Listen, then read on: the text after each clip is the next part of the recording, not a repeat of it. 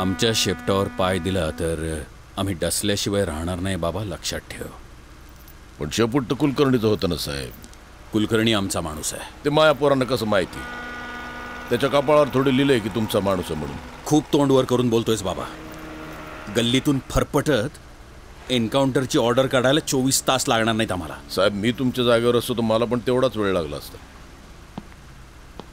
माज आलाय काय? नाही, तुमच्याशी मास करणं परवडणार आहे का आपल्याला? हे तुला कळलंय ह्याचा आनंद आहे. मग याच आनंदात माझ्या पोरांना सोडून द्या. मला काय लोणचं घालायचं नाही त्यांचं, हेच सांगायला आलो तुला. उद्या संध्याकाळनंतर ती पोरं गावात दिसता कामा नयेत. नाही दिसणार. गाव सोडून जातील ती आपली जबान आहे. गावच्या 1 किलोमीटरच्या वेशीच्या आत पुन्हा दिसली तर प्रत्येकाच्या चांबडीचे जोडे शिवून पायात घालीन मी. हे ऐकल्यावर तर मला वाटतं आजच गाव सोडून जातील ती.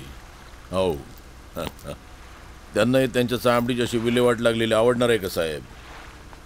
पिक्चर खूप बघतो काय बाबा तू? गाव साहेब नाही, डायलॉग बाजी चालली आहे मागापासून.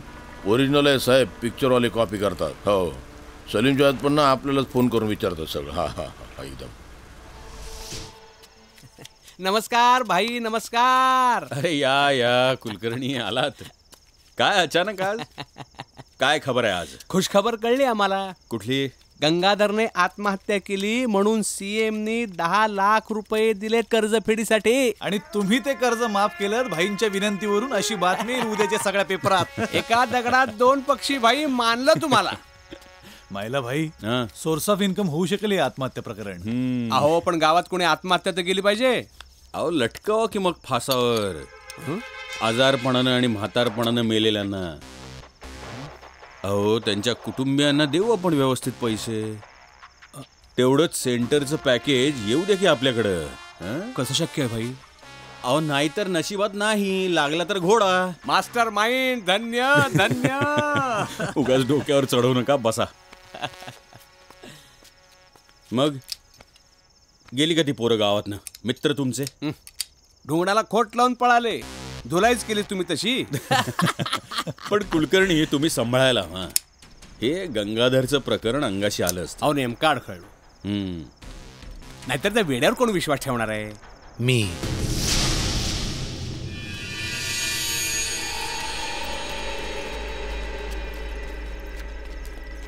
कोणीही विश्वास ठेवला नाही तरी त्याचा चुलत भाऊ म्हणून मला विश्वास ठेवावा लागला. आणि खाली फुकट पोलिसांचा मार खावा लागला. काय आहे भास्करराव, ज्या दिवशी या लाईनमध्ये यायचं ठरवलं ना तेव्हाच मनाशी पक्का केलं की असा मार बऱ्याच वेळा खावा लागणार आहे. आणि त्या हिशोबाने जास्त पाहुणचार नाही घेतला पोलिसांनी. बस आयोडेक्स मलिये, काम पे चलिये.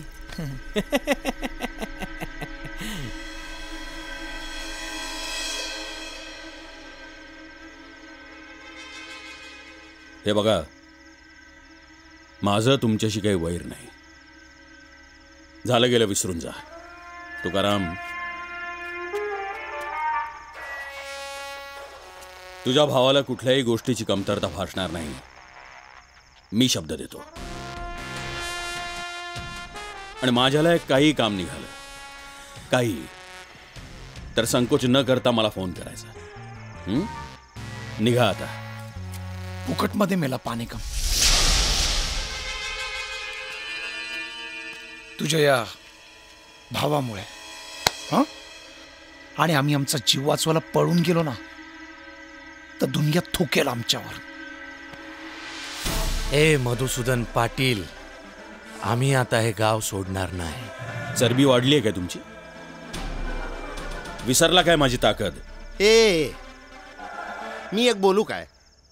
तुम्ही काय बोलता आपल्याला काय कळत नाही. पण एक सांगतो, ये भाडखाव, तुला आणि तुझ्या या 2 छक्क्यांना आपण कुत्र्यासारखा मारणार. बंड करण्या प्रचंड आज दानवास रोखण्यास धावले. हे बघा, वेडेपणा करू नका. इथून सही सलामत बाहेर पडू शकणार नाही आहात तुम्ही. 100% जाणार. पण तू नको घाबरूस, इतक्या लवकर नाही मारणार तुला. काय ना पाटील, एवढं सोपं मरण तुझ्यासारख्या शोभा देत नाही. आजपासून 13व्या दिवशी मारू तुला, पण त्याच्या आधी ह्याला आणि त्याला. आता 13 दिवस रोज थोडा थोडा मर. 13व्या दिवशी सूर्यास्ताच्या आत तुझ्या 13व्याचं जेवू आम्ही. जेवायचं काहीतरी बोललास ना?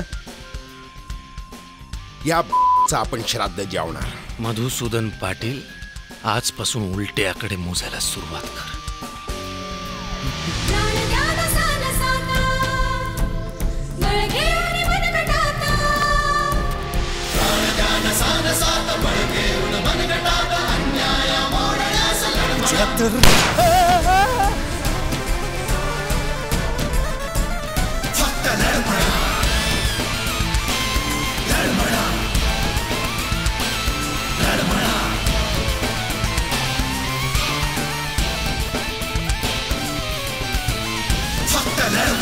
मुंबईतून आलेल्या 5 कट्टर गुंडांनी राज्याचे उद्योग मंत्री मधुसूदनजी पाटील यांच्या घरावर हल्ला केला आणि एक वरिष्ठ पोलीस अधिकारी आणि 2 शिपायांची अमानुष हत्या केली. मधुसूदन यांचे धाकटे बंधू भास्करराव यांनी कडाक्याचा प्रतिकार केला, पण त्यांच्यावरही गोळ्या घालून हे गुंड फरार झाले. या घटनेमुळे राज्यात सर्वत्र हाहाकार उडालाय. हा हल्ला दरोड्याच्या उद्देशाने केला गेला आहे असं जिल्ह्याचे SP श्रीधर सोनावणे यांचं म्हणणं आहे. मधुसूदनजी, जे काही झालं ते वाईट झालं, पण तिजोरी उघडून दिली असती माझ्या सिक्युरिटीचा जीव वाचवण्यासाठी. मला माझ्या जीवाची पर्वा नाही, पण या पोलिसांनी त्या गुंडांचं काय बिघडवलं होतं? या माथेफिरूंना जर असं वाटत असेल की यातून ते सही सलामत सुटतील, तर मला आज इथे नमूद करावं असं वाटतं, माझा जीव गेला तरी बेहत्तर, पण ह्या नराधामांची गय केली जाणार नाही. उद्योगमंत्री मधुसूदनजी पाटील यांच्या संरक्षकांची हत्या करणारी टोळी दुबईला फरार झाल्याची माहिती खात्रीलायक सूत्रांकडून मिळतेय आणि ही टोळी बाबाभाई या कुख्यात गुंडासाठी काम करत असल्याचं बोललं जात आहे. बाबाभाईंनी मात्र या आरोपाचं खंडन केलंय. आमच्या प्रतिनिधींनी शिवाजी महाराज आंतरराष्ट्रीय विमानतळावर सिक्युरिटीची घेतलेली प्रतिक्रिया मात्र ही टोळी दुबईला फरार झाल्याचा पुरावा आहे. इन लोगों को मैंने देखा है, ये मैं दावे के साथ कह सकता हूँ. क्या हुआ, दुबई जाने वाली फ्लाइट लगी थी, तभी ये लोग अंदर गए और जाते जाते दुबई जाकर उधर ही सेट.